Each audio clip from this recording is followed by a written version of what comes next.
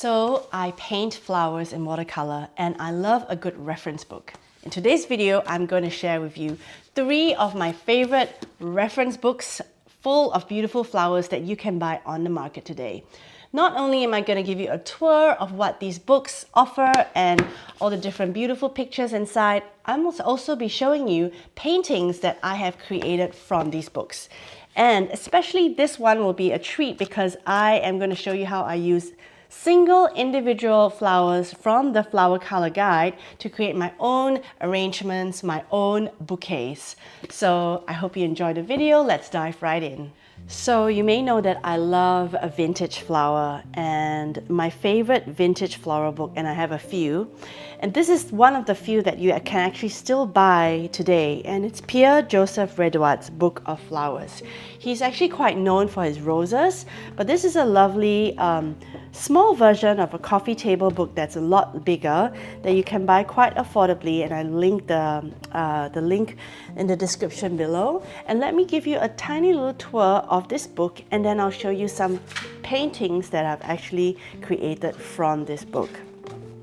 So this is him, Pierre Joseph Redoute, and he's called the Raphael of Flowers, which I love so much. And you know, he did this at a time when there was obviously no photography, and so a lot of botanical artists in the olden days, they did obviously realism work. And although I paint loose flowers, I can so appreciate a gorgeous botanical illustration, and I think so can you. So this book is gorgeous because it's his complete works, all right, which combines flowers of all over the world. The whole section on his roses. So this at the beginning is a bunch of lilies, irises, all from that family. And then in the middle here, you've got his Book of Roses. Let me find that starting page. There we go. Roses, 1817 to 1824. Oh my God. And if you just, quickly fan through all the roses, I am a big fan of vintage roses. All the traditional ones, all the domesticated ones, everything you can find. And what I love about his paintings, or vintage roses paintings in general, is the leaves. So not just the blooms, but the leaves have so much character, have so much sort of like softness, fullness, thorniness, shades, but they also have pretty uniform kind of way that the rose leaves form, right? It's usually the one stem and then leaves coming out the side, either that single trio or a little bit more. And from his rose, I have really enjoyed painting a lot of rose paintings, and I'm going to show some of it to you right now. All right, so this is a painting that I did based off this rose painting that he did. And as you can tell, this was done maybe a year or two ago when I was still learning and I was still really focused on copying the exact sort of shape, the way the leaves fall. And yeah, I'm really proud of this painting. I really like it a lot. So this is another rose painting that I did using this as a reference. What I loved about this original painting is the way the rose is facing downwards in a very melancholic kind of like looking downwards, looking shyly, looking away from the camera, looking away from the viewer.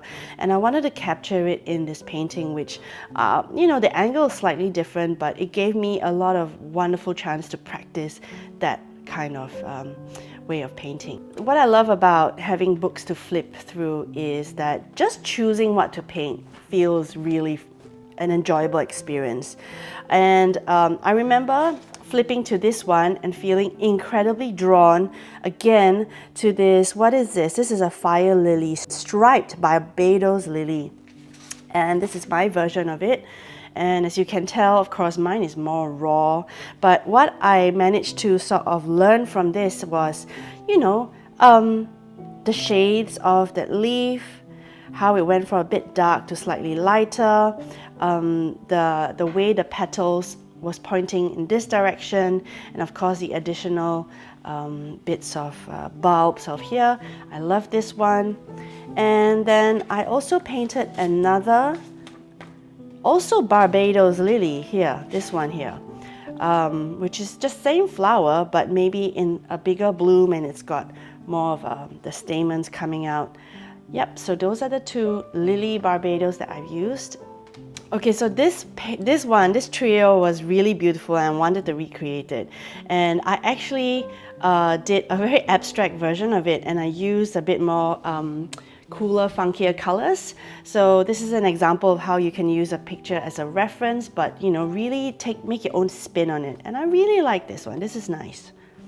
Okay, this one, I love, love, love this painting of his.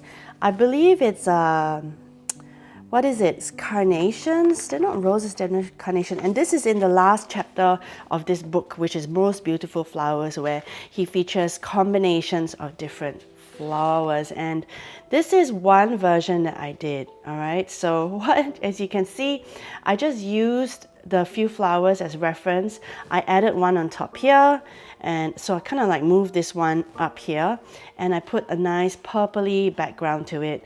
I really like this one.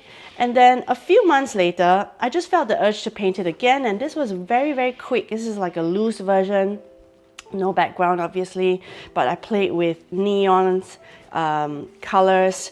So there you go, you know, two different paintings from one beautiful reference. What a great book. The last one I want to show you from this beautiful book is this Heliconia, which I did a very, very almost exact copy of. And this is actually in one of my YouTube tutorials. If you are interested to see how I use this image to paint this, click on the card here, or just watch it after you watch this video. As you can see, I splashed a bit of water here, but that is fine. I had a great time painting it, and I'm really happy with this. So I actually painted a lot more from this book. I think I painted a nasturtium, I painted a carnation, other roses, lilies, irises, but you know what? I actually sold quite a few in my Etsy shop and in my market stall last year, so I don't have them here to show you, but I just wanted to just give you a little glimpse of this gorgeous book. I've linked it in the description below if you're interested to get it. There's the big version as well, but I like this easy version that I can put right up to my book stand and paint from. Right, the second book I'd like to show you is this one called the Flower Color Guide. It is very, very popular amongst florists and botanical floral artists all over YouTube. So you might have seen this book before, and why it's so gorgeous is because it's Putnam and Putnam, the authors, Taylor and Michael Putnam. They photographed these single varieties and arranged them according to the color of the rainbow, and the photography is phenomenal. Not only is the photography so detailed and clear, in one variety, for example this one, anemone, it shows the flower in different stages of bloom, different shades, different hue. It's gorgeous, you know. I do not know any other single photography floral book that surpasses this one. And what I like to do actually is, yes, I use it to practice my single flowers. For example, I'm going to show you this one I did of some calendula, and I used it to literally copy and practice this painting, and I really like it. It's gorgeous. It's pretty good, isn't it? So you look at this one, it's got the calendula in different stages, different angles, and yeah, pointing in different ways. So it's a really, really good way to practice. What I like to do in this flower color guide as well is actually use all the single flowers to create like a bouquet. So I'll show you two of these, which I've done exactly what I said. Okay, this is one of my super favorite paintings that I did last year, and as you can see, it's a mixture of different flowers, and all of them I've gotten from this gorgeous book. So let me find a couple of the flowers to show you exactly how I put them together.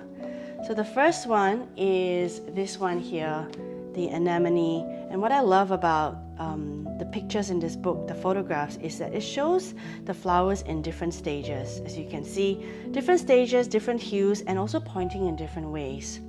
There's 4 anemones here, but I have 5 in my painting just to, you know, give it an odd number.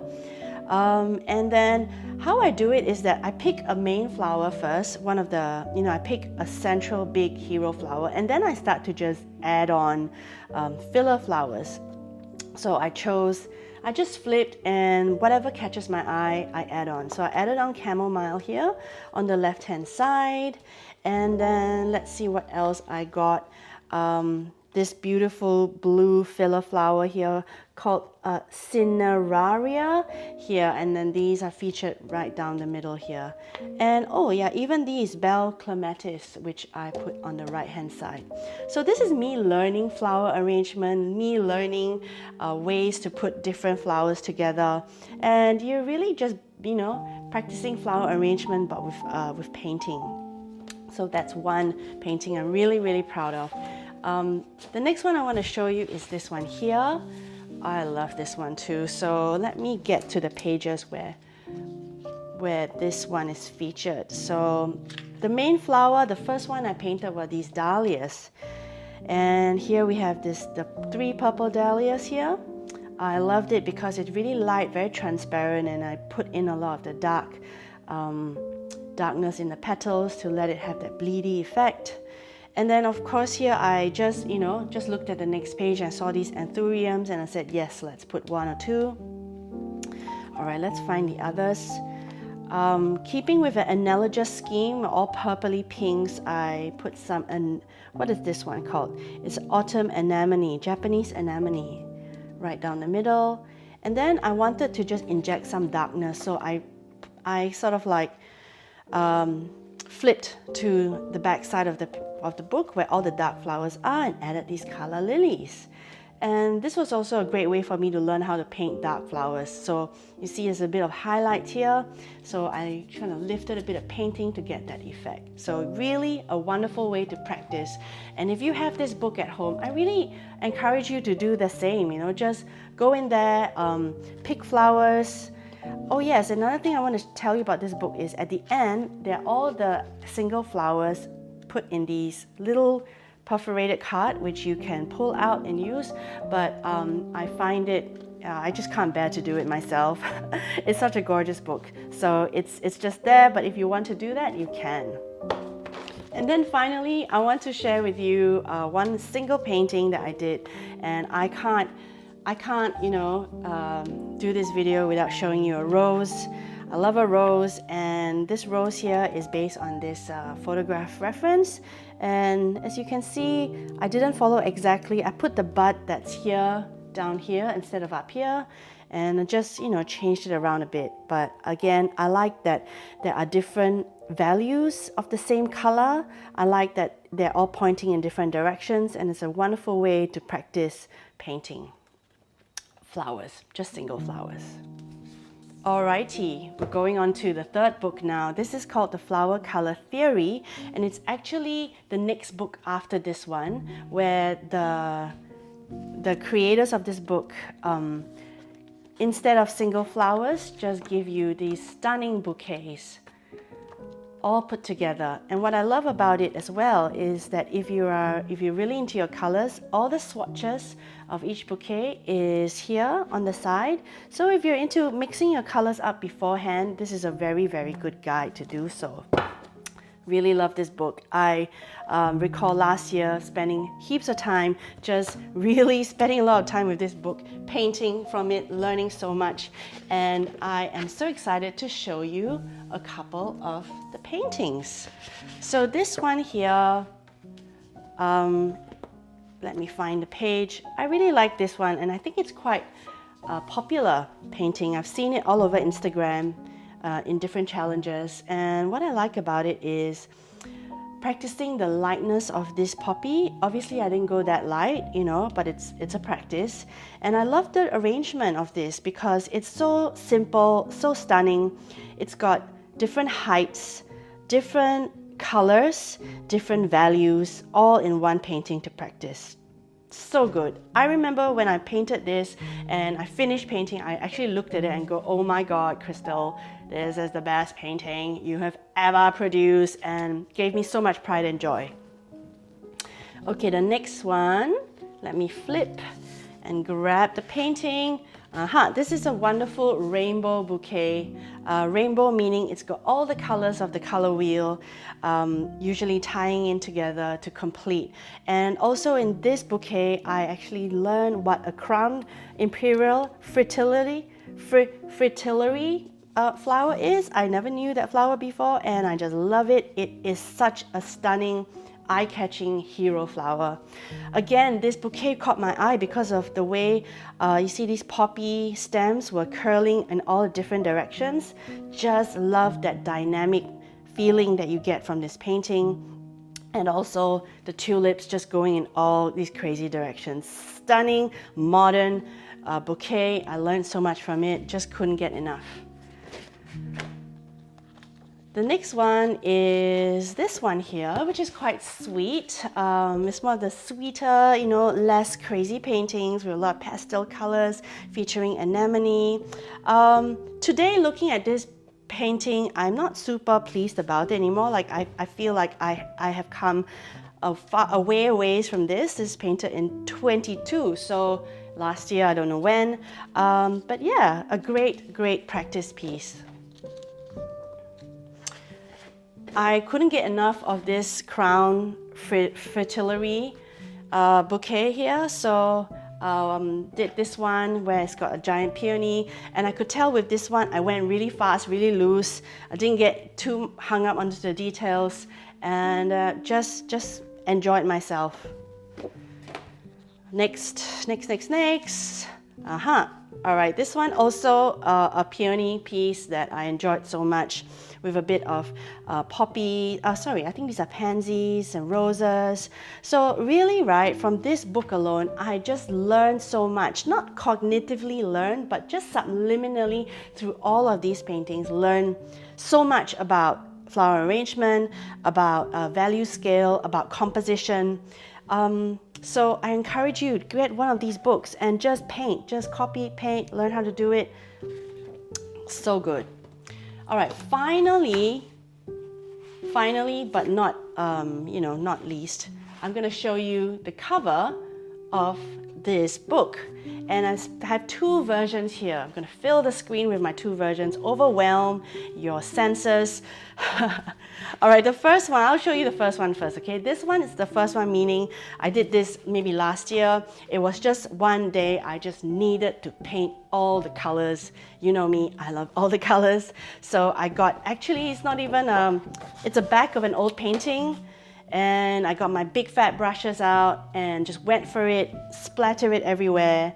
I didn't even do a second layer. It was just first layer, one layer. I don't even know if I used my liquid watercolor. Can't remember now, but just such a great way to go nuts. And then this one here is the one I did most recently. You may find it familiar if you watch my videos. This is actually from this is actually a video that I made. I made a real-time painting tutorial of how I recreated this. So I'll link it here if you're interested to watch that one. This one, I can see how I've come away from that. My previous one, I did some layering. It's still very bright. I can still see a lot of room for improvement. Don't get me wrong, I don't think it's the bomb, but it is what it is. It's my journey right now with where I am in watercolor. There you have it. These are the three books that I've just shown you in this video. The three favorite, most used, current, modern flower reference books that you can still buy on Amazon. I've linked to all of the links of these books below in the description box. If you're interested, go and have a look. And yeah, I'm planning to make another video of a different set of reference books that I have, and they are my vintage floral books. So watch out for that. Otherwise, I hope you enjoyed this video. I'll see you in the next one.